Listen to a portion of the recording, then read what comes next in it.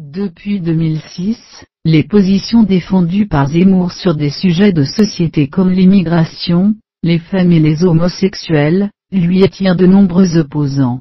D'après l'article de François Dufay, l'affront des intellos paru en juin 2002 dans Le Point, Jean-Marie Le Pen aurait confié que les seuls 3 journalistes se montrant corrects à son égard sont Elisabeth Lévy, Éric Zemmour et Serge Moati.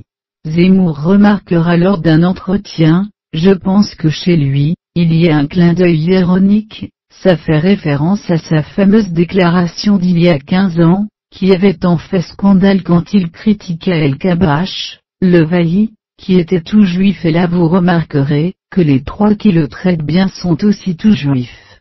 Et il le sait très bien, et tout le monde le sait très bien. » En 2008, à la suite de la parution de son livre Petit Frère, où un juif est attaqué par un jeune maghrébin sur un parking, Zemmour reconnaît s'être inspiré d'un fait divers survenu quelques années plus tôt, le meurtre de Sébastien Selam par Yazi Chadli, son ami d'enfance et voisin de palier. Zemmour est attaqué en justice par la famille qui demande l'interdiction du livre. Selon l'avocat de la famille, dans le roman, la victime est décrite comme un mauvais juif, sa mère diffamée et son grand-père accusé des pires maux. Éric Zemmour gagne le procès.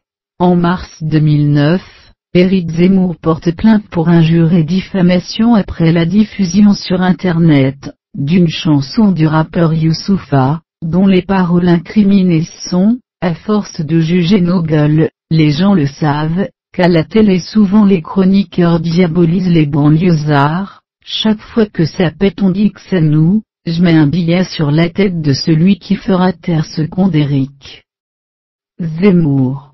Dans un entretien publié par le journal Le Parisien avant la plainte, le rappeur avait précisé qu'il s'agissait de faire taire le journaliste, non par la force, mais par des arguments 54.